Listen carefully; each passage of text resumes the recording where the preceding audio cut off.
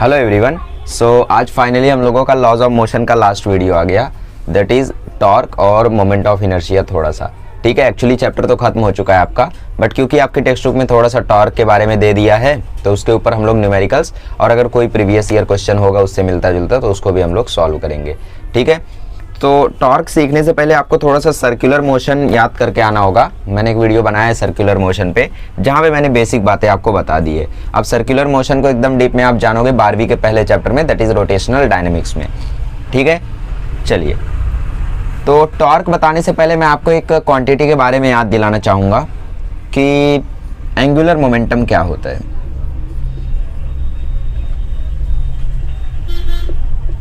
Angular momentum नाम तो सुना ही होगा, इसके बारे में मैंने आपसे बहुत पहले भी बातें की है। मतलब एंगुलर मोमेंटम के बारे में अगर आपको याद हो तो आज से कई साल पहले जब स्ट्रक्चर ऑफ एटम मैंने चालू किया था, तो स्ट्रक्चर ऑफ एटम में एक पार्ट आया था जहाँ पे बोर एटॉमिक मॉडल में मैंने आपको एंगुलर मोमेंटम के बारे में बताया था। एंगुलर मोमेंटम के वैसे तो कई सारे डेफिनेशंस होते हैं, बट यहाँ पे मैं कौन सा बताना चाहूँगा। एंगुलर मोमेंटम होता है आर क्रॉस पी। आर क्या है? Radius vector. पी क्या है? मोमेंटम। तो आर क्रॉस पी क्या होता है? एंगुलर मोमेंटम होता है। ठीक है, फिर मोमेंटम को आप फर्दर लिखोगे तो ये हो जाएगा एम वी, ये है आर, और अगर हम लोग यहाँ से क्रॉस प्रोडक्ट हटाएंगे तो आता है साइन थीटा। तो एंगुलर मोमेंटम का फॉर्मूला आता है M V R sine theta. अगर आप नॉर्मली एंगुलर मोमेंटम को अच्छे से अगर लिखना चाहोगे, ये तो मैंने समझाने के लिए बता दिया, बट एंगुलर मोमेंटम ओरिजिनली होता है moment of inertia into angular velocity. ये एक्यूरेट फॉर्मूला है एंगुलर मोमेंटम का। क्या? Moment of inertia cross angular velocity, multiply नहीं, क्रॉस प्रोडक्ट है ये। ठीक है, फिर आई होता है एम आर स्क्वायर और डब्ल्यू होता है वी बाय आर। ओमेगा क्या होता है? V by R. तो आर आर कैंसिल होता है तो ये एम वी आर आता है। ठीक है, तो इस तरीके से भी आप लोग इसको लिख सकते हो, बट यहाँ पे क्योंकि अभी मोमेंट ऑफ इनर्शिया के बारे में आपको नहीं मालूम है, आज पता चल जाएगा आपको थोड़ी देर बाद, बट आप फिलहाल के लिए इसको समझ लो। ठीक है, सो एंगुलर मोमेंटम समझ में आया आपको। अब थोड़ा सा मैं आपको सर्कुलर मोशन दोबारा से रिवाइज कराता हूँ। सर्कुलर मोशन में हम लोगों ने क्या देखा था? सर्कुलर मोशन में हमने देखा था कि थीटा की जगह, डिस्प्लेसमेंट की जगह यहाँ पे होता है एंगुलर डिस्प्लेसमेंट, जिसको लिखते हैं थीटा से। फिर एस इज इक्वल्स टू होता है आर थीटा, है ना। एस क्या होता है? ये लेंथ ऑफ आर्क, करेक्ट, ये एस होता है, तो S is equals to R theta होता है। हमने वी और ओमेगा के बीच में रिलेशन देखा था, V is equals to R omega. Acceleration और इसमें रिलेशन देखा था, A T is equals to R alpha. ठीक है, तो सर्कुलर मोशन में हमने ये सारे रिलेशंस देखे थे। Theta stands for angular displacement, R क्या होता है? वेक्टर। ठीक है, ओमेगा क्या होता है? Angular velocity. एक्सेलरेशन में भी हमने 3 एक्सेलरेशन देखे थे, टेंजेंशियल एक्सेलरेशन, सेंट्रीपिटल एक्सेलरेशन और नेट एक्सेलरेशन। बहुत सारी चीज़ें हम लोगों ने डिस्कस की थी सर्कुलर मोशन में, अगर आपको याद हो तो उन सभी बातों को अगर आप याद करके आए हो तो आपको थोड़ा सा यहाँ पे हेल्प मिलेगा, क्योंकि ऑब्वियसली सर्कुलर मोशन का हेल्प हम लोग लेने वाले हैं। ठीक है, सो अब डिस्कस करते हैं आखिर टॉर्क होता क्या है। अच्छा, उससे पहले न्यूटन का सेकंड लॉ अगर आपको याद हो, क्योंकि लॉज ऑफ मोशन चल रहा है तो न्यूटन जी को एक और बार याद कर लेते हैं, एक आखिरी बार। वैसे भी आते रहेंगे, वेव्स में भी आएंगे, साउंड में भी आएंगे। Newton second law of motion, Newton का सेकंड लॉ क्या था?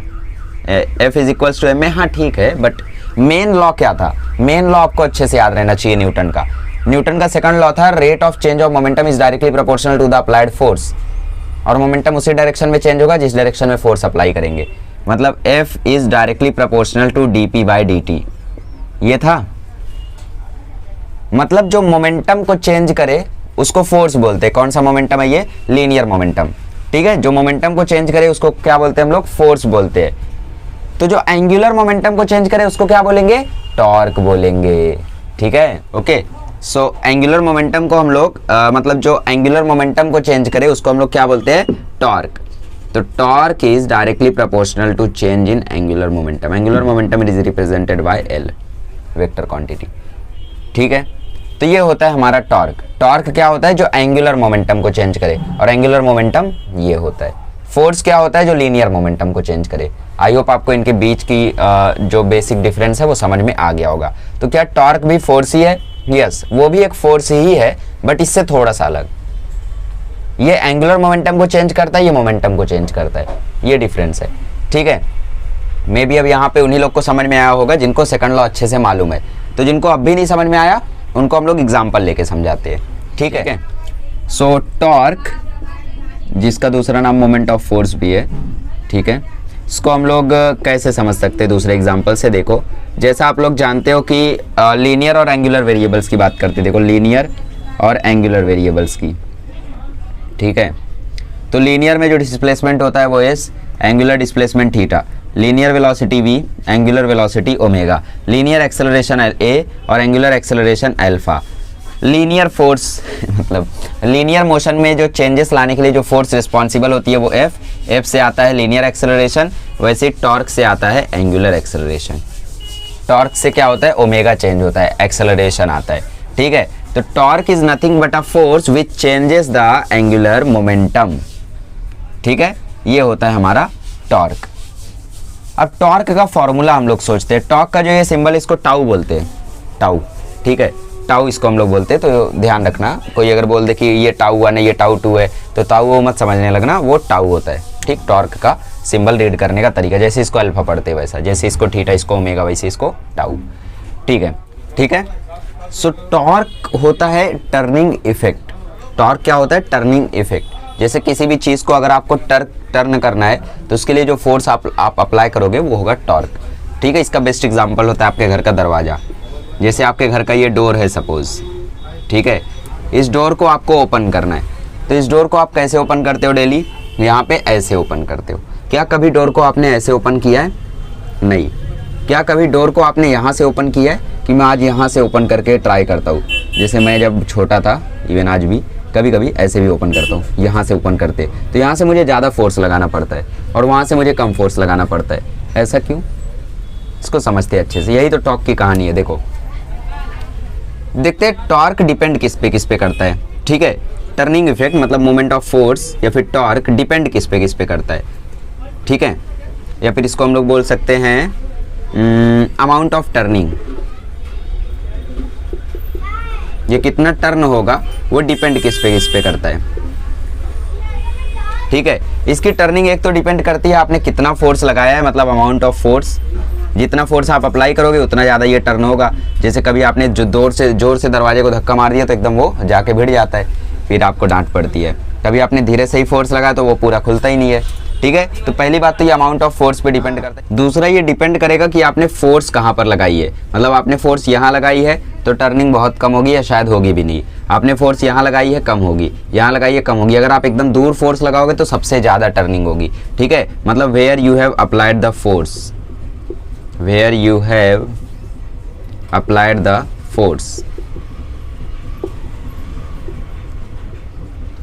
ये चीज़ को मैं कैसे देख सकता हूँ, where you have applied the force. इसका मतलब जहाँ पे दरवाजा रोटेट हो रहा है, दरवाजा कहाँ रोटेट होगा, यहाँ पे। इसको बोलते हैं axis of rotation. Axis of rotation से आप कितना दूर फोर्स लगा रहे हो। सपोज आपने फोर्स यहाँ पे लगाई, ठीक है, तो इस डिस्टेंस को बोलते हैं आर। मतलब ये आर पे डिपेंड करता है कि आपने कितना दूर फोर्स लगाया है। एक्सिस ऑफ रोटेशन से इतना दूर लगाते तो आर की वैल्यू इतनी होती, आर से आप पूरा इतना दूर फोर्स लगाते तो यहाँ से यहाँ तक की डिस्टेंस वो पूरा आर होता, ठीक है। तीसरी बात क्या डिपेंड करती है, angle, eight which angle force is applied,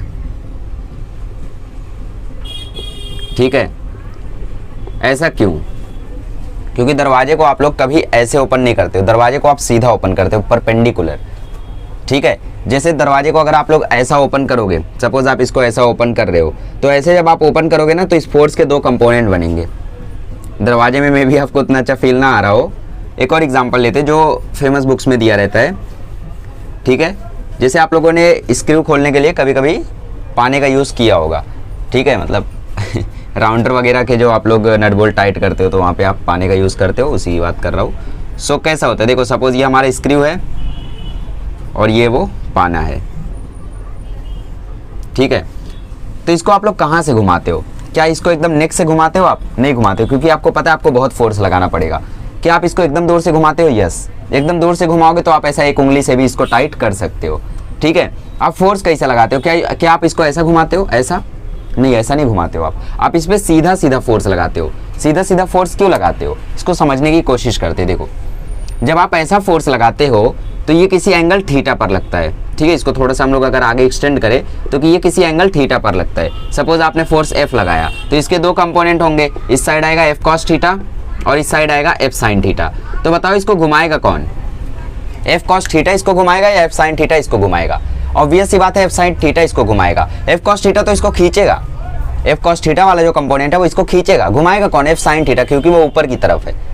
तो इसीलिए आप लोग पूरा का पूरा फोर्स ही ऊपर की तरफ लगा देते हो कि एफ कॉस थीटा आए ही ना। क्यों? 90 डिग्री वाले के दो कंपोनेंट नहीं होंगे? होंगे। एक होगा एफ कॉस 90, एक होगा एफ साइन 90। एफ कॉस 90 तो जीरो होता है, कॉस 90 जीरो होता है, तो एफ कॉस 90 जीरो हो गया। तो इसका मतलब इस साइड कोई फोर्स ही नहीं रह जाएगा, तब पूरा का पूरा फोर्स ऊपर होगा। एफ साइन 90, साइन 90 इज 1, मतलब जितना फोर्स लगाओगे पूरा का पूरा फोर्स ऊपर जाएगा। इसलिए कभी भी आप दरवाजे को खोलते हो तो सीधा फोर्स लगाते हो ताकि पूरा दरवाजा अच्छे से खुले। कभी आप ट्राई करना ऐसे फोर्स लगाना, ज़्यादा फोर्स लगाना पड़ेगा। वैसे यहाँ पर भी आप इसको सीधा सीधा ओपन करने की कोशिश करते हो। मतलब ये डिपेंड करता है साइन थीटा पर भी, एंगल पर भी, ठीक है। जितना ज़्यादा थीटा होगा उतना ही बेटर ये ओपन होगा, क्योंकि थीटा जैसे जैसे बढ़ता है वैसे वैसे साइन थीटा भी बढ़ता है। ये चीज़ का फील रहना जरूरी है आपको कि जैसे जैसे थीटा बढ़ता है वैसे वैसे साइन थीटा बढ़ता है। बट कॉस थीटा में केस अलग है, जैसे जैसे थीटा बढ़ेगा वैसे वैसे कॉस थीटा घटेगा। थीटा 0 है, कॉस थीटा 1 है, थीटा 90 है, कॉस थीटा 0। मतलब जब थीटा स्मॉलेस्ट था तब कॉस थीटा मैक्सिमम था, जब थीटा लार्जेस्ट हुआ कॉस थीटा 0 हो गया। तो वही यहाँ पे अलग अलग केसेस होते हैं, ठीक है। टेन थीटा के साथ क्या होता है फिर, टेन थीटा में भी साइन थीटा वाला केस होता है। थीटा बढ़ता है तो टेन थीटा भी बढ़ता है, ठीक है। तो वही यहाँ पे मैं बोल रहा था कि साइन थीटा पर भी ये डिपेंड करता है, मतलब थीटा पर भी डिपेंड करता है, या यूँ बोल दो साइन थीटा पर भी डिपेंड करता है। मतलब ये डिपेंड करता है एफ पे, ये डिपेंड करता है आर पे, ये डिपेंड करता है साइन थीटा पे। तो टॉर्क का फॉर्मूला आता है आर एफ साइन थीटा, ये होता है टॉर्क का फॉर्मूला। टॉर्क क्या होता है? टॉर्क होता है वेक्टर क्वांटिटी। तो इसकी डायरेक्शन क्या होती है? इसकी डायरेक्शन होती है N cap, unit vector N cap, ठीक है। अच्छा, इसको मैं और कैसे लिख सकता हूँ? क्या मैं इसको ऐसे लिख सकता हूँ, R F sine theta N cap. N cap क्या दिखाएगा मुझे? डायरेक्शन। अच्छा, इसकी डायरेक्शन होती कहाँ पर है? थोड़ी देर बाद बात करेंगे, ठीक है। आर एफ साइन थीटा को मैं क्या लिख सकता हूँ? आर एफ साइन थीटा को मैं ऐसा भी तो लिख सकता हूँ, आर क्रॉस एफ, क्योंकि क्रॉस प्रोडक्ट में ही तो साइन थीटा आता है, ठीक है। तो टॉर्क का फॉर्मूला आता है R cross F. R cross F को आप further R F sine theta लिख सकते हो और डायरेक्शन के लिए एन कैप यूज कर सकते हो। एन कैप होता है यूनिट वेक्टर जो कि दिखाता है direction, unit vector which shows direction. Unit vector मतलब इसकी वैल्यू कितनी होगी? 1 होगी। ये बेसिक बात है, प्लीज मत भूलना। मैथमेटिकल मेथड में मैंने आपको जितना कुछ पढ़ाया है, यूनिट्स एंड मेजरमेंट में मैंने आपको जितना कुछ पढ़ाया है, सब कुछ अच्छे से याद रखना। तो टॉर्क समझ में आया? टॉर्क वो क्वांटिटी है जो एंगुलर मोमेंटम को चेंज करती है, फोर्स वो क्वांटिटी है जो लीनियर मोमेंटम को चेंज करती है, ठीक है। टॉर्क क्या होता है? टॉर्क होता है अमाउंट ऑफ टर्निंग या फिर मोमेंट ऑफ अ फोर्स। किसी ऑब्जेक्ट पर आप फोर्स अप्लाई कर रहे हो तो कब वो फोर्स मैक्सिमम होगी? जब वो ऑब्जेक्ट एंगुलर मोशन करे। जैसे अभी आप फोर्स यहाँ पे अप्लाई करोगे तो ये कैसा होगा? रोटेट करेगा, रोटेशनल मोशन करेगा, ठीक है। तो अमाउंट ऑफ टर्निंग 3 चीज पर डिपेंड करती है। एक तो फोर्स पे कि आप लोग कितना फोर्स लगा रहे हो, ठीक है, कितना फोर्स लगा रहे हो। 20 न्यूटन लगाओगे, 0 न्यूटन लगाओगे, फर्क होता है। आप ऐसे तो फोर्स लगा रहे हो बट 1 न्यूटन फोर्स लगा रहे हो तो उससे काम नहीं होगा। कि कहाँ पे आप लोग फोर्स लगा रहे हो? क्या आप यहीं पे फोर्स लगा रहे हो या आप थोड़ा आगे जाके फोर्स लगा रहे हो? जैसे आप सपोज यहीं पे फोर्स लगा रहे हो, ठीक है, आप फोर्स लगा रहे हो यहाँ पे, तो यहाँ पे जब आप फोर्स लगाओगे तो वो काफ़ी भारी जाएगा, आसानी से नहीं खुलेगा। पर आप फोर्स यहाँ लगाओगे तो कोई स्टूडेंट, मतलब कोई छोटा सा बच्चा होगा, वो भी खोल देगा। सो वहाँ पे बात होती है कि आप कहाँ पे फोर्स लगा रहे हो। तीसरी चीज़ ये डिपेंड करता है कौन से एंगल पे आप फोर्स लगा रहे हो, क्योंकि आप अगर ऐसा टेढ़े एंगल पर लगाओगे, थोड़ा सा इंक्लाइंड फोर्स लगाओगे आप लोग, तो इसके 2 कंपोनेंट हो जाएंगे। एक एफ कॉस थीटा हो जाएगा जो कि इसको अपोज करेगा, उधर खींचेगा। एक एफ साइन थीटा होगा जो कि सीधा सीधा उसको आगे लेकर जाएगा। और दूसरा क्या होगा? दूसरा आप लोग ऐसा कर सकते हो कि सीधा परपेंडिकुलर फोर्स लगाओ, उससे वो वाला कंपोनेंट आएगा ही नहीं। जितना फोर्स लगाओगे पूरा का पूरा एफ साइन थीटा ही रहेगा। मतलब ये तीसरा डिपेंड करता है साइन थीटा पे। मतलब इसका फॉर्मूला होता है एफ आर साइन थीटा, जिसको हमने लिख दिया R F sine theta.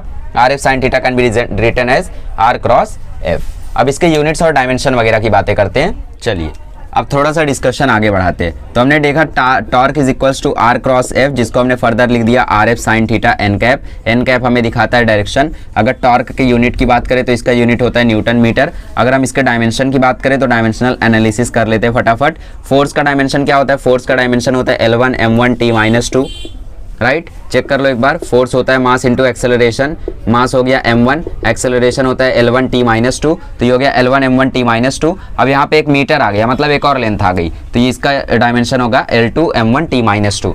NEET में सीधा सीधा क्वेश्चन पूछ सकता है कि टॉर्क का डायमेंशन क्या होता है। और ये मैंने प्रूफ कर दिया है। नीट में पूछ लिया था कि बताओ स्ट्रेस का डायमेंशन क्या होगा, सीधा सीधा 2020 में। तो ये भी कोई उनके लिए बड़ी बात नहीं है पूछ लेना। तो ये सब याद रखो। टॉर्क का यूनिट होता है न्यूटन मीटर, उसका डायमेंशन होता है L2m1t-2। ठीक है, अब डायरेक्शन की बात करते हैं। जैसे यहाँ पे कोई बॉडी आपके पास, सेम एग्जांपल लेते हैं। ठीक है, यहाँ पे आपके पास फिर से ओपनर है और अब की बार क्या कर रहे हो आप लोग, यहाँ पे फोर्स लगा रहे हो किसी एंगल F पर, सॉरी किसी फोर्स को लगा रहे हो, फोर्स F को किसी एंगल थीटा पर। तो डायरेक्शन देखने से पहले एक इंपॉर्टेंट काम होता है कि आप इस फोर्स को थोड़ा सा एक्सटेंड करो, ऊपर लेकर जाओ। ठीक है, और ऊपर ले जाने के बाद जो एंगल आप देख रहे हो उस एंगल को एक्सिस ऑफ रोटेशन से एंटी क्लॉकवाइज डायरेक्शन में देखो। इसका एक्सिस ऑफ रोटेशन क्या है, एक्सिस ऑफ रोटेशन ऐसा है। ठीक है, यहां से तो ये हो गई आपकी आर की वैल्यू। आर की वैल्यू क्या होगी, यहां से लेके पूरी यहां तक, ये हो गई आर की वैल्यू। यहां से आप एंटी क्लॉकवाइज में मेजर करोगे थीटा की वैल्यू। एंटी क्लॉकवाइज में, एंटी क्लॉकवाइज घड़ी कैसी चलती है, ऐसी, तो आप डायरेक्शन थीटा का क्या लोगे, उल्टा, एंटी क्लॉकवाइज। ठीक, थीटा का डायरेक्शन तो अलग होता है, एक्सियल वेक्टर होता है वो। ठीक है, तो थीटा का डायरेक्शन आप लोग ऐसा लोगे एंटी क्लॉकवाइज में, तो ऐसा ऊपर की तरफ एंटी क्लॉकवाइज थीटा। यहां से आप लोग मेजर करोगे थीटा को। अब फोर्स यहाँ पे अप्लाई किया और आपने इसको थीटा ले लिया तो वो गलत हो जाएगा। हाँ, वैल्यू सेम रहेगी बट वो टेक्निकली गलत होगा। ठीक है, मे बी आंसर भी आपका गलत आ जाए। और ये होगी आर की वैल्यू। इतना समझ में आया। अब डायरेक्शन कैसे देखने का, डायरेक्शन देखने के लिए आपको यूज करना है right hand thumb rule. R cross product में या तो हम लोग स्क्रू रूल यूज करते हैं या तो हम लोग थंब रूल यूज करते हैं। तो देखो कैसे करेंगे। सपोज यहाँ पे मेरे पास फिर से सेम चीज़ है। ठीक है, और आप लोग फोर्स लगा रहे हो ऐसे। ठीक है, और कुछ डिस्टेंस आर पे आप लोग ये फोर्स लगा रहे हो। ठीक है, आप लोग यहाँ ये आर से एफ की तरफ फोर्स लगा रहे हो। तो इसके लिए आप लोग क्या करोगे, आर क्रॉस एफ है, मतलब आपको आर से एफ जाना है, तो आप आर से एफ की तरफ अपनी फिंगर्स को कर्ल करो, आपको डायरेक्शन मिल जाएगा। डायरेक्शन कहाँ मिला, आउटवर्ड। ठीक है, तो टॉर्क का यहाँ पे डायरेक्शन हो गया आउटवर्ड। और ये आप कैसे गए, क्लॉकवाइज गए या एंटी क्लॉकवाइज गए, ध्यान से देखो, R cross F anti clockwise गए, उल्टा गए ना, घड़ी कैसी चलती है ऐसी, गए कैसे आप, ऐसे ऐसे गए ना, ऐसे एंटी क्लॉकवाइज। तो एंटी क्लॉकवाइज गए आप। एक कन्वेंशन है कि एंटी क्लॉकवाइज डायरेक्शन को हम लोग टॉर्क में हमेशा पॉजिटिव लिखते हैं, कभी क्लॉकवाइज में आंसर आया तो उसको नेगेटिव लिखेंगे। क्लॉकवाइज में कैसे आएगा देख लेते हैं। दो ही डायरेक्शन होता है, या तो इनवर्ड या तो आउटवर्ड। फिर से सेम आपके पास है, अब की बार आपने फोर्स नीचे की तरफ लगाया है, तो फोर्स लगा ऐसे और ये हो गया आर। तो आर से एफ की तरफ जाने तो आप अपनी फिंगर्स को ऐसे कर्ल करोगे तो अंदर की तरफ आ रहा है। इसका डायरेक्शन या तो अंदर होता है या तो बाहर होता है। तो यहाँ पे टॉर्क का जो डायरेक्शन है वो तो हुआ इनवर्ड, और ये क्लॉकवाइज हुआ, मतलब ये नेगेटिव हुआ। ठीक है, नेगेटिव लेते हैं इसको, कन्वेंशन है, आपको मानना पड़ेगा। ठीक है, ऐसा नहीं है कि आप क्लॉकवाइज को पॉजिटिव ले सकते हो, नहीं, जो पब्लिक जैसा कर रही है वैसा आपको करना होगा। यहाँ पे अलग करने जाओगे तो मार्क्स कट जाएंगे। हाँ, बाकी फील्ड में अलग करो जहाँ मार्क्स ना कटे। हाँ, स्क्रू रोल भी यूज़ कर सकते हो। स्क्रू रोल कैसे यूज़ करना है, आर यहाँ पे एफ यहाँ पे है, तो आपको स्क्रू आर से एफ की तरफ घुमाना है ऐसा, और जब आप स्क्रू ऐसे घुमाओगे तो स्क्रू बाहर निकलता है। सही में, मैंने तो एक बार घुमाया था, अंदर गया था स्क्रू, नहीं ठीक है, तो स्क्रू के बारे में थोड़ा सा नॉलेज होना आपको जरूरी है। स्क्रू को जब भी आप लोग ऐसा घुमाते हो तो वो हमेशा बाहर जाता है, और जब ऐसे घुमाते हो तो वो हमेशा अंदर जाता है। बट उसकी ज़रूरत नहीं है, मुझे लगता है ये राइट हैंड थंब रूल ज़्यादा बेटर होता है कि फिंगर्स को कर्ल करो आउटवर्ड, फिंगर्स को कर्ल करो इनवर्ड, वो बेटर होता है। ठीक है, तो ये हो गई टॉर्क के बारे में छोटी मोटी बातें। अब इसके ऊपर क्वेश्चंस कैसे कैसे आ सकते हैं आपको।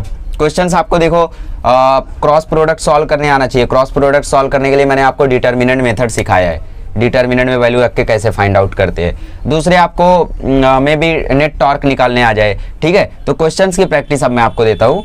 ठीक है, जैसे आपको क्वेश्चन दे सकता है कि यहाँ पे कोई एक व्हील था, ठीक है, जिसके आर की वैल्यू यहाँ पे आपको दी थी 4 मीटर। फिर यहाँ से फोर्स अप्लाई कर दी गई, कितनी फोर्स अप्लाई कर दी गई, लेट से 20 न्यूटन फोर्स अप्लाई कर दी गई। ठीक है, तो इससे आपको पूछा यहाँ पे टॉर्क की वैल्यू क्या आएगी। तो टॉर्क की वैल्यू यहाँ पे कितनी आएगी, आर क्रॉस एफ, मतलब are F sine theta. Sine theta की वैल्यू ऑब्वियस सी बात है, हमें यहाँ पे दिख रहा है 90 डिग्री है, तो साइन 91 होता है। आर की वैल्यू 4 है, एफ की वैल्यू 20 है, तो यहाँ पे टॉर्क आ जाएगा 80 न्यूटन मीटर। ठीक है, दैट्स इट। और क्वेश्चन आपको पूछा जा सकता है कि यहाँ पे एक बॉडी है जो कि पाइवोटेड है, पाइवोटेड मतलब एक जगह पे बंधी हुई। ठीक है, यहाँ से कोई फोर्स लगाया जा रहा है 10 newton at an angle of 30 degree, और यहाँ पे जो आर की वैल्यू है, यहाँ से यहाँ की जो आर की वैल्यू है वो है 1 मीटर। ठीक है। तो आपको बताना है यहाँ पे टॉर्क कितना प्रोड्यूस होगा। तो एंगल 30 डिग्री है यहाँ पे, तो आप लोग एंगल कैसे निकालोगे, यहाँ से नहीं, आप इस फोर्स को आगे एक्सटेंड करोगे यहाँ पे, फिर यहाँ से आर की वैल्यू, और ये 30 डिग्री एंटी क्लॉकवाइज डायरेक्शन में, और आर की वैल्यू कितनी है 1 मीटर। तो torque is equals to R cross F, तो ये आ जाएगा R F sine theta, R है 1, एफ है 10, साइन थीटा है 1/2 हैं, साइन थीटा तो साइन 30 है, तो साइन 30 1/2 होता है ना, तो ये आ गया 5 न्यूटन मीटर। तो ये आ गई टॉर्क की वैल्यू। तो ऐसे छोटे मोटे क्वेश्चन आपको बोर्ड में भी देखने को मिल जाएं, ठीक है। और यहाँ से भी आप समझ सकते हो कि यार ये 10 न्यूटन है और ये 30 डिग्री है, इसका मतलब ये होगा 10 cos 30, और 10 cos 30 से तो कोई टर्निंग इफेक्ट प्रोड्यूस होगा नहीं। टर्निंग इफेक्ट किससे प्रोड्यूस होगा, इससे 10 sin 30 से। 10 cos 30 तो कुछ नहीं करेगा वहाँ पे, बल्कि वो खींचेगा उसको, ये 10 cos 30 क्या करेगा, उसको खींचेगा, और 10 sin 30 क्या करेगा, उसको टर्न करेगा। तो टर्निंग इफेक्ट जो भी आएगा वो किसकी वजह से आएगा, 10 sin 30 के वजह से, ठीक है। और जितना ज़्यादा एंगल होगा, जितना ज़्यादा थीटा होगा, उतनी ज़्यादा टर्निंग होगी। कभी आप दरवाजे को ऐसे खोल के देखना, मतलब आप दरवाजे को कभी ऐसे खोलना, ऐसे, it will not be possible to open the door, ठीक है। फ्रिक्शन वहाँ पे थोड़ी सी हेल्प कर देगा, बट अगर फ्रिक्शन भी नहीं होगा तो खोल नहीं सकते फिर आप दरवाजे को। आपको दरवाज़ा हमेशा परपेंडिकुलर ही खोलना होगा, तभी वो प्रॉपरली खुलेगा, ठीक है। तो दरवाजा मत तोड़ देना आज मोटिवेशन लेके। चलो अगला क्वेश्चन करते हैं। चलिए अगला क्वेश्चन आपसे बोलता है कि एक व्हील है, a wheel having radius 4 metre is applied to forces F1 and F2, find τ1 and τ2, ठीक है। तो व्हील बना लेते हैं भैया, हमारे पास यहाँ पे एक व्हील है जिसका रेडियस 4 मीटर है, तो इसका मतलब ये भी 4 मीटर होगा। यहाँ पे 2 फोर्स लगाई गई F1 F2, और इसमें बोला है परपेंडिकुलर फोर्स लगाई गई है, ठीक है। तो ये एक फोर्स लगाई गई F1 जो कि मैं मान लेता हूँ लगाई गई 40 न्यूटन, और एक फोर्स लगाई गई F2 जो मैं मान लेता हूँ इसकी आधा मतलब 20 न्यूटन, ठीक है। तो आपको τ1 τ2 ना पता करके पता करना है आपको टाउ नेट। हाँ काटो मत τ1 एंड τ2 के बगल में लिख दो टाउ नेट। मुझे पता है आप फेयर बुक में लिख रहे हो, ठीक है, अच्छा सो रहे हो, तो टाउ नेट लिख दो वहाँ पे τ1 एंड τ2 की जगह पे। तो टाउ नेट हम लोग कैसे निकालते हैं, टाउ नेट निकालने के लिए आपको क्या करना है, इसको वेक्टोरियल मेथड से ऐड करना है, ठीक है। τ1 plus minus τ2 plus minus τ3 plus minus Q, direction, अगर डायरेक्शन क्लॉकवाइज है तो आप माइनस करोगे, एंटी क्लॉकवाइज है तो प्लस करोगे। तो यहाँ पे क्या होगा, यहाँ पे ये आर है, ये एफ है, आर से एफ की तरफ जाओ थोड़ा, ये ठीक है, आर से एफ की तरफ जा रहे हैं तो ये आ रहा है बाहर की तरफ, मतलब ये आउटवर्ड है। या फिर स्क्रू रख के चेक कर लो, स्क्रू यहाँ पे रखो, आर से एफ की तरफ घुमाओ, आर से एफ की तरफ जब स्क्रू को घुमाओगे तो ये बाहर निकलेगा, इसका मतलब ये आउटवर्ड है। आउटवर्ड मतलब एंटी क्लॉकवाइज, एंटी क्लॉकवाइज मतलब पॉजिटिव। और नीचे वाला देखो आर से एफ जब जा रहे हो तो ये इनवर्ड है, इनवर्ड है मतलब नेगेटिव है, क्लॉकवाइज है, तो इसको हम लोग माइनस करेंगे। इसका टॉर्क जो आएगा उसको इस टॉर्क से माइनस करेंगे और आपको टाउ नेट मिल जाएगा। तो τ1 निकालो पहले, τ1 आएगा R F sine theta, theta तो यहाँ पे 90 है, तो आर है यहाँ पे 4, एफ है यहाँ पे 40, तो ये आ गया 160। τ2 आएगा R F sine theta, R है यहाँ पे 4, एफ है यहाँ पे 20, साइन 90 होता है 1, तो ये आ गया 80। तो टाउ नेट कितना आएगा, टाउ नेट आ जाएगा 160 माइनस 80। क्यों माइनस क्यों किए, क्योंकि ये था एंटी क्लॉकवाइज और ये था क्लॉकवाइज, और क्लॉकवाइज को हमेशा नेगेटिव में लिखते हैं, तो दोनों को माइनस कर दिए, यहाँ पे सीधा सीधा आंसर आ गया 80 न्यूटन मीटर, ठीक है। अब ऐसे क्वेश्चंस कर ले जाओगे। वैसे ऐसे क्वेश्चंस आपको कॉम्पिटिटिव लेवल पे नहीं दिखाई देंगे, कॉम्पिटिटिव लेवल पे जो क्वेश्चन आपको दिखता है वो मैं आप कराता हूँ। चलिए क्वेश्चन देखते हैं अब ऑसिलेशन में से। जैसे यहाँ पे एक मास 1 kg का मास है जो कि यहाँ से हैंग कर रहा है, ठीक है, और ये रोप की लेंथ है 10 मीटर, ये ऑसिलेशन कर रहा था। ऑसिलेशन करते समय ये पहुँचा एंगल 30 डिग्री पे, ठीक है। अभी भी इसका मास 1 ही kg रहेगा। अब यहाँ पे आपको पूछ रहा है ग्रेविटेशनल फोर्स का, मतलब जो mg है, जो ग्रेविटी है, find the torque of g, ठीक है। ग्रेविटेशनल फोर्स का टॉर्क कितना होगा वो यहाँ पे आपका क्वेश्चन है। तो कितना होगा चलो पता करते हैं। फोर्स कितना लगेगा यहाँ पे, फोर्स लगेगा 1g।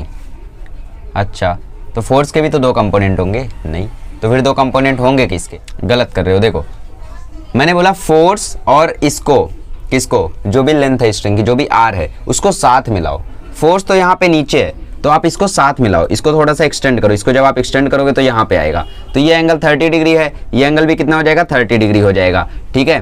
तो टॉर्क इज इक्वल्स टू होता है आर क्रॉस एफ, तो ये होगा R F sine theta. R है यहाँ पे 10 और एफ है यहाँ पे 1g मतलब 10 और साइन 30 मतलब 1/2, तो इसका आंसर आ जाएगा 50 न्यूटन मीटर।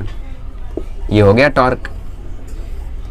ठीक है, अब लास्ट और फाइनल क्वेश्चन करा देता हूँ आपको, मतलब जो बहुत ही ज़्यादा फेमस क्वेश्चन है और लगभग आपको बोर्ड में तो दिख ही जाएगा और नीट में भी आ सकता है। ठीक है, चलिए जैसे यहाँ पे आपकी बुक में ये क्वेश्चन दिया हुआ है कि आर की वैल्यू है 4i cap plus 6j cap minus 3k cap और एफ की वैल्यू है 2i cap plus 4j cap minus fk cap, तो आपको टाउ पता करना है। ठीक है, तो टाउ क्या होता है? टाउ होता है आर क्रॉस एफ, और क्रॉस प्रोडक्ट का हम आंसर कैसे पता करते हैं? डिटर्मिनेंट से। सबसे पहले यहाँ पे लिखते हैं i j k, ठीक है, फिर 4 6 माइनस 3, फिर 2 4 माइनस 5। ओके, चलिए इसका आंसर पता करते हैं। कैसे हम लोग सॉल्व करते हैं डिटर्मिनेंट को? पहले i को लेते हैं, बाकी सबको गायब कर देते हैं, इतना और इतना गायब। इसको सॉल्व करो, 6 5 या 30 माइनस 4 3 या माइनस 12, ये वाला माइनस ऑलरेडी आता है, क्रेमर रूल में सीखा है हमने। फिर जे कैप आएगा, ठीक है, जे कैप आने के बाद 4 माइनस 5 या माइनस 20, फिर ये माइनस 3 इंटू 2 मतलब माइनस 6। ठीक है, फिर आएगा के, तो प्लस के कैप, ये भी प्लस जे कैप, ठीक है, प्लस के कैप। अब 4 4 या 16 और 2 6 या 12, तो 16 माइनस 12, तो इसका आंसर आ जाएगा माइनस 30 प्लस 12 मतलब माइनस 18 कैप, माइनस 20 प्लस 6 मतलब माइनस 14 जे कैप, ठीक है, और ये आ जाएगा प्लस 4 के कैप। यहाँ पे एक छोटी सी गलती हुई है, अगर आपको याद हो तो मैंने बोला था जे कैप वाले को नेगेटिव लेते हैं, ठीक है, तो ये आएगा माइनस में, तो ये माइनस और ये माइनस मिलके बना देंगे इसको प्लस। ठीक है, तो ये होता है इसका करेक्ट आंसर। तो टॉर्क की वैल्यू आ जाएगी माइनस 18 आई कैप प्लस 14 जे कैप प्लस 4 के कैप। याद रहेगा, ऐसे क्वेश्चंस आपको नीट में सीधा सीधा देखने को मिल सकते हैं। हाँ, एक ट्रिक वहाँ पे कर सकता है, वो क्या ट्रिक कर सकता है कि आपको बोल दे जहाँ पे एक्सिस ऑफ रोटेशन है उसके कोऑर्डिनेट है 0 0 3 और जहाँ पे फोर्स लग रहा है उसके कोऑर्डिनेट है 2 3 4, तो मुझे बताओ कि टॉर्क कितना होगा, और ये आपको दिया रहेगा। यहाँ पे आप क्या करोगे, आप इसको इसमें से माइनस करोगे, 2 माइनस 0 2, तो ये आया 2 आई कैप, 3 माइनस 0 3, तो ये आया 3 जे कैप, 4 माइनस 3 इज 1, तो ये आया 1 के कैप प्लस प्लस प्लस। ठीक है, अगर सपोज यहाँ पे 5 होता तो ये माइनस 2 के कैप माइनस के कैप आ जाता, बट यहाँ पे 3 है तो प्लस के कैप आया, तो ये किसकी वैल्यू आ गई? आपकी आर वेक्टर की। तो आपका आर इतना है, एफ इतना है, तो आप डिटर्मिनेंट से निकाल सकते हो। ये आपका होमवर्क। यहाँ पे सपोज एफ इतना था, आई कैप प्लस 4 जे कैप माइनस 3 के कैप, आपका एफ इतना था, आर इतना था, तो मुझे एफ क्रॉस आर टाउ निकाल के दो। ठीक है, समझ में आया? चलो, तो टॉर्क यहाँ पे खत्म होता है। यहीं पे इतने ही क्वेश्चंस थे आपके टॉर्क के लिए, ठीक है, मेरे पास। सो टॉर्क के अलावा और यहाँ पे मोमेंट ऑफ इनर्शिया नाम का टॉपिक रह गया है, उसको भी मैं आपको बता देता हूँ। और बाकी जितना भी आप लोग टेक्स्ट बुक अब ओपन करके देखोगे लॉज ऑफ मोशन में, तो सब कुछ मैंने आपको बता दिया है। ठीक है, चलिए आगे बढ़ते हैं। अच्छा, एक छोटी सी चीज़ रह गई कि अगर आपको वो टॉर्क का मैग्नीट्यूड पूछ लेता, तो मैग्नीट्यूड के लिए कुछ लोग जानते कुछ लोग नहीं जानते। उसके लिए आपको क्या करना है, इसका स्क्वायर प्लस इसका स्क्वायर प्लस इसका स्क्वायर करना है। 18 का स्क्वायर कितना होता है? 324। 14 का स्क्वायर कितना होता है? 196। 4 का स्क्वायर कितना होता है? 16। इन सबको ऐड करके रूट ले लोगे, वही हो जाएगा टॉर्क का मैग्नीट्यूड। ठीक है, समझ में आया? टॉर्क का मैग्नीट्यूड कभी आपको पूछ ले तो आई कैप जे कैप के कैप में आंसर आया, आई कैप जे कैप में आंसर आया, उसका स्क्वायर करके रूट ले लो इस तरीके से, तो आपको आंसर मिल जाएगा उसके मैग्नीट्यूड का। ठीक है, चलिए आगे बढ़ते हैं और अब समझते हैं मोमेंट ऑफ इनर्शिया क्या होता है। चलिए, तो टॉर्क के बारे में आपको बेसिक बातें समझ में आ गई हैं। ठीक है, आप लोग जान चुके हो टॉर्क के बारे में। अब ये टॉर्क आपको इलेक्ट्रोस्टैटिक्स में भी आएगा और मैग्नेटिक फील्ड में भी आएगा, हर जगह आपको ये दिखाई देता रहेगा। मोमेंट ऑफ इनर्शिया देखते हैं क्या होता है। वैसे तो आपकी बुक में नहीं दिया है, बट देख लेते थोड़ा सा, अगले साल आप लोग डीप में पढ़ोगे इसको। जैसे आपने इस साल सेंटर ऑफ मास पढ़ा, इतना डीप में हर एक के बारे में जाना, वैसे अगले साल आप मोमेंट ऑफ इनर्शिया पढ़ोगे। ठीक है, सो मोमेंट ऑफ इनर्शिया होता क्या? इससे पहले मैं आपको एक एग्जांपल देना चाहता हूँ। जैसे कोई बहुत ही भारी चीज़ है, लेट से 5 kg की है, तो उस 5 kg की चीज़ को अगर आप लोग उठाना चाहो, ठीक है, और मैं आपको बोल दूँ उठा के घुमाओ, इसको उठा के घुमाओ, और मैं छोटी सी रस्सी दे दूँ आपको 15 सेंटीमीटर की, 15 सेंटीमीटर की एक मैं आपको रस्सी दे दूँ और बोलूँ इस 5 kg बॉल को उठाओ और घुमाओ, तो आप उठाओगे, थोड़ी देर घुमाओगे, थक जाओगे। ठीक है, लेट से मैं आपको दे दूँ 10 मीटर लंबी रस्सी। 10 मीटर लंबी मतलब बहुत लंबी, क्रिकेट स्टेडियम में जाके आपको खड़ा कर दिया और दे दिया 10 मीटर लंबी रस्सी, तो आप जब उसको उठा के घुमाना चालू करोगे, आप जब उसको उठा के घुमाना चालू करोगे तो वो घूमता रहेगा और आप देखोगे थोड़ी देर बाद आपको कम प्रेशर लगाना पड़ेगा, कम फोर्स लगाना पड़ेगा। एक बार जब वो घूमना शुरू करेगा तो उसके बाद आपको बहुत ही कम फोर्स लगाना पड़ेगा। शुरू में आपको बहुत फोर्स लगाना पड़ेगा, लेकिन एक बार वो हवा में आ गया तो उसके बाद आपको बहुत ही कम फोर्स लगाना पड़ेगा। इसी को तो हम लोग बोलते हैं इनर्शिया, कि एक बार बॉडी मोशन में आ गई तो वो रुकना नहीं चाहती, और एक बार बॉडी रुक गई तो वो मोशन में नहीं आना चाहती।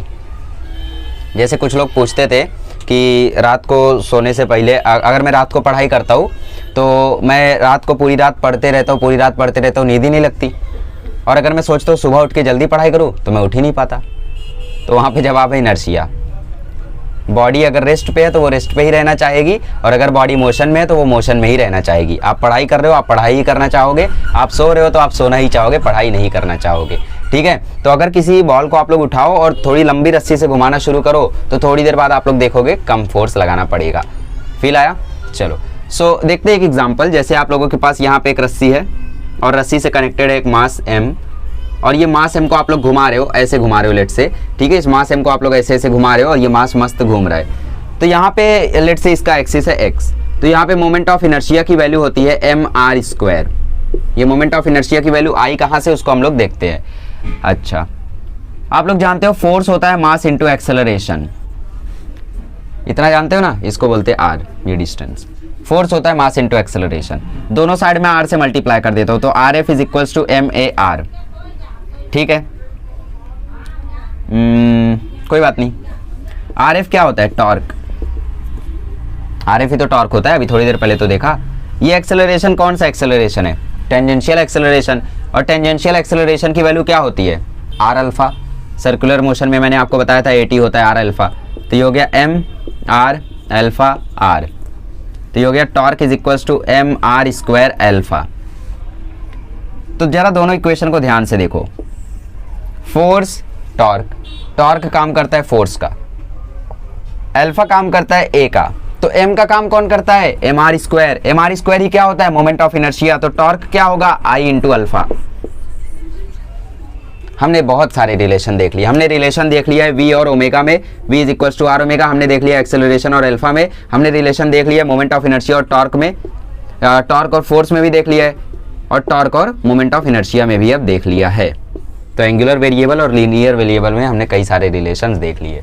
Force is equals to mass into acceleration हुआ, दोनों साइड हमने आर से मल्टीप्लाई हुआ किया, तो ये RF इज इक्वल्स टू मार आया, हमने इसको मारा तो ये टॉर्क बन गया, मतलब RF था तो टॉर्क बन गया। एक ही जगह हमने रख दिया R अल्फा, R हो गया R², M अल्फा हो गया, MR² is nothing but I क्या है? मोमेंट ऑफ इनर्शिया, तो ये हो गया I होता है MR², तो MR² की जगह I आ गया, यहाँ पे अल्फा ही रह गया, और ये हुआ टॉर्क, तो टॉर्क की वैल्यू आ गई I अल्फा। समझ में आया? अच्छे से क्लियर हुआ? तो ये हो गया हमारा मोमेंट ऑफ इनर्शिया, जिसका फॉर्मूला होता है MR²। ये होती है हम लोगों की स्केलर क्वांटिटी, वेक्टर क्वांटिटी नहीं होती है, ठीक है। और M क्या होता है? यहाँ पे मास होता है, और R क्या होता है? लेंथ होता है, ठीक है। तो इसका यूनिट क्या होगा? इसका यूनिट होगा kg मीटर स्क्वायर। इसके डायमेंशन की बात करो तो इसका डायमेंशन होगा L2m1t0। ये होगा dimension of moment of inertia. Moment of inertia को रिप्रेजेंट किससे करते हैं? I से। सारी बातें समझ में आ गई मोमेंट ऑफ इनर्शिया के बारे में। मोमेंट ऑफ इनर्शिया को हम लोग रिप्रेजेंट करते हैं I से, डायमेंशन होता है L2m1t0, यूनिट होता है kg मीटर स्क्वायर, फॉर्मूला होता है MR²। कहाँ से आया? यहाँ से आया। टॉर्क और मोमेंट ऑफ इनर्शिया में क्या रिलेशन होता है? Torque is equals to moment of inertia into alpha. Alpha is centripetal acceleration. चलिए, सारी बातें आपको समझ में आ गई। अब एक दो क्वेश्चन करा देता हूँ मोमेंट ऑफ इनर्शिया के। चलिए, सो मोमेंट ऑफ इनर्शिया के बारे में हम लोगों ने इतना तो जान लिया कि मोमेंट ऑफ इनर्शिया का फॉर्मूला होता है MR²। Moment of inertia is a scalar quantity. तो अगर कई सारे मासेज में आपको मोमेंट ऑफ इनर्शिया फाइंड करने बोल दे तो आप क्या करोगे? सबका आप लोग ऐड कर दोगे तो आपको I नेट मिल जाएगा। क्या करोगे आप लोग? I1 plus I2 plus I3 plus dot dot dot dot IN कर दोगे, ठीक है। M1R² plus M2R² plus M3R², ऐसा ऐसा करोगे तो आंसर आ जाएगा। अब R की वैल्यू हम लोग कहाँ से लेते हैं? R की वैल्यू आप वहां से लोगे जहां पे आप लोगों को एक फिक्स्ड एक्सिस दिया होगा। क्वेश्चन में आपको एक फिक्स्ड एक्सिस दिया होगा जो कि परपेंडिकुलर होगा, वहां से आप लोग R की वैल्यू लोगे। जैसे मैंने जब यहाँ पे एग्जांपल दिया था तो यहाँ पे एक्सिस मैंने फिक्स किया था, ये एक्सिस था, ठीक है। फिर यहाँ से कनेक्टेड था वो मास M, यहाँ से वो कनेक्टेड था मास M, मास M यहाँ से कनेक्टेड था at the distance of R। तो ये डिस्टेंस R हमने कहाँ से लिया था? इस फिक्स्ड एक्सिस से। तो ये फिक्स्ड एक्सिस आपको दिया होगा। जैसे क्वेश्चन लेते हैं हम लोग, ठीक है, स्क्वायर है और स्क्वायर पे रखे हुए 4 मासेस, ठीक है। ऐसे क्वेश्चंस आपको ग्रेविटेशन में भी बहुत और सारे आएंगे। अब यहाँ पे इस स्क्वायर की जो लेंथ है वो है ए, इस स्क्वायर की लेंथ कितनी है a, और यहाँ पे आपको एक फिक्स्ड एक्सिस दिया हुआ है और आपको पूछा है मोमेंट ऑफ इनर्शिया यहाँ पे कितना होगा, ये एक्सिस है x। So find I x x, ये आपका क्वेश्चन है, ठीक है। आई एक्स एक्स ऐसे हम लोग इसको लिखते हैं। सो यहाँ पे ये बीच में है तो इसका मतलब ये लेंथ होगी a/2, ये लेंथ भी होगी a/2, ये लेंथ भी होगी a/2, ये लेंथ भी होगी a/2। तो मोमेंट ऑफ इनर्शिया निकालने के लिए आप लोग क्या करोगे, चारों का मोमेंट ऑफ इनर्शिया जोड़ दोगे। इसका कितना आएगा mr², r की वैल्यू कितनी a/2, तो m इंटू a/2 का स्क्वायर, प्लस इसका कितना आएगा m इंटू a/2 का स्क्वायर, उसका कितना आएगा, इसका कितना आएगा m इंटू a/2 का स्क्वायर, ऊपर वाले का कितना आएगा m इंटू a/2 का स्क्वायर, ठीक है। चाहो तो 4 से मल्टीप्लाई भी कर सकते थे एक का निकाल के, बट आपको शायद मज़ा नहीं आता इसलिए मैंने ऐसा करा दिया। तो ma²/4, ma²/4, ma²/4, ma²/4। अब यहाँ पे डिनोमिनेटर कॉमन है तो एक ही बार लिखेंगे, ऊपर 4 ma² हो जाएगा, 4 कैंसिल हो जाएगा तो आंसर आ जाएगा ma²। ये हो गई आई की वैल्यू, ठीक है, इस पर्टिकुलर क्वेश्चन के लिए। समझ में आया, मज़ा आया। चलो एक और क्वेश्चन करा देता हूँ मोमेंट ऑफ इनर्शिया में, ताकि फुल मज़ा आ जाए आपको, और फिर फाइनली हम लोगों का सालों से चलता आ रहा चैप्टर खत्म होगा। एक और क्वेश्चन लेते हैं फाइनल, जैसे स्क्वायर पे रखे थे अभी ट्रायंगल पे रख देते हैं। यहाँ पे m, यहाँ पे m और यहाँ पे भी m। क्वेश्चन में बोल रहा है एक एक्सिस ठीक है, एक एक्सिस यहाँ पे है जो कि पास हो रहा है इस मास से। लेट से एक्सिस है AB, ठीक है, नहीं एक्सिस है PQ और ट्रायंगल की लेंथ है ABC, मतलब ट्रायंगल का नाम है, और ट्रायंगल की लेंथ है L। इक्विलेटरल ट्रायंगल है, ऑब्वियस सी बात है, यहाँ पे L L L तीनों L है, इसका मतलब ये इक्विलेटरल ट्रायंगल है, ठीक है। आपको पूछा है find moment of inertia due to AB। चलिए try to solve by yourself, देखते कितने लोग करेक्ट कर पाते हैं, ठीक है। परपेंडिकुलर है ये, मतलब आपको देख के लग नहीं रहा है, बट ये है परपेंडिकुलर है, बट आपको देख के लग नहीं रहा है। ओके ट्राई करते हैं। सॉल्व कर लिया आपने, चलिए ठीक है। सबसे पहली बात, अगर हम इस मास के लिए बात करें तो इस मास के लिए मोमेंट ऑफ इनर्शिया क्या आएगा, पहले लिख लो IPQ। जैसे x हमने लिखा था तो ऊपर नीचे x था तो IXX लिखा हमने, PQ है तो IPQ लिखेंगे, AB है तो IAB लिखेंगे, ऐसा, ठीक है। तो इस मास के लिए जो r की वैल्यू है वो कितनी है, 0 है, तो m इंटू 0 का स्क्वायर, प्लस इस m के लिए r की वैल्यू L है तो m इंटू L का स्क्वायर। इस m के लिए L की वैल्यू क्या होगी, वही दुविधा है। सोचते हैं, देखो यहाँ से पहले हम लोग L बनाते हैं। ये कितना है 60 डिग्री, ये कितना है 60 डिग्री, अल्टरनेट एंगल है, मतलब ये भी कितना होगा 60 डिग्री। अल्टरनेट एंगल है ना, ये और ये दोनों पैरेलल है, ये और ये दोनों पैरेलल है, और ये ट्रांसवर्सल है, ये 60 तो ये भी 60, Z बन रहा है ना, तो ये अल्टरनेट एंगल है। तो इसका मतलब ये 60 डिग्री है और ये L है, तो L के साथ वाला ये वाला कंपोनेंट क्या होगा, L cos 60 होगा। cos 60 इज नथिंग बट 1/2, इसका मतलब ये हो जाएगा L/2, तो ये हो गया mL/2 का स्क्वायर 0, और ये हो गया mL² और ये हो गया mL²/4, तो फाइनल आंसर आ जाएगा 5mL²/4। ये हो गया IPQ। अब अगले साल आप लोग रिंग, सिलेंडर, सबका मोमेंट ऑफ इनर्शिया पढ़ोगे, ठीक है। टॉर्क वगैरह के बारे में काफ़ी कुछ और जानना है आपको, वैसे तो बता दिया मैंने, ज़्यादा कुछ है नहीं, मे भी थोड़ा बहुत डीप कंसेप्ट रह गया हो तो वो भी आप लोगों को आगे जानना है, ठीक है। पर्टिकुलर क्वेश्चन को सॉल्व करने के लिए क्वेश्चन तो बहुत सारे मिलेंगे। तो इसी के साथ हमारा लॉज ऑफ मोशन खत्म होता है, और इसी के साथ आपकी 11वीं की 50% फिजिक्स भी खत्म होती है, हैं कुछ भी। अभी तो 10 चैप्टर बचे, बट उन 10 चैप्टर में से 5 चैप्टर फालतू है। फालतू इन द सेंस कोई सेंस नहीं उनका, उनको मेनली आपको 12वीं में ही पढ़ना है, जैसे semiconductors, electrostatics, current electricity, magnetics. ये 4 चैप्टर्स ऐसे हैं जो आप लोगों को मेन 12वीं में ही पढ़ना है। 12वीं में ही आपको ज़्यादा डीप में वो बताया जाएगा, यहाँ पे है बट वो उतना डीप में नहीं है। इसके आगे का आपको 12वीं में है, बट यहाँ पे कुछ है ही नहीं, समझ लो, बच्चों वाली चीज़ें हैं वो। इलेक्ट्रिक करंट तो आपको 2 लेक्चर में खत्म कर दूंगा, सेमीकंडक्टर तो 1 शॉट की चीज़ है, ठीक है। तो ये छोटे मोटे चैप्टर्स हैं, इनका कोई वो नहीं है। अब जो 2 चैप्टर बड़े बड़े बचे, एक है रे ऑप्टिक्स। रे ऑप्टिक्स ही सिर्फ एक ऐसा चैप्टर है जो थोड़ा सा बड़ा है, क्योंकि उसमें 9th का रिफ्लेक्शन और 10th का रिफ्लेक्शन दोनों जोड़ दिया एकदम से, प्लस न्यू कॉन्सेप्ट, तो काफ़ी कुछ है उसमें, ठीक है। बाकी कोई भी चैप्टर बड़ा नहीं है, तो फिजिक्स आपकी 50% खत्म हो चुकी है। इंजॉय, ठीक है। चलिए मिलते हैं अगले लेक्चर में, थैंक यू सो मच।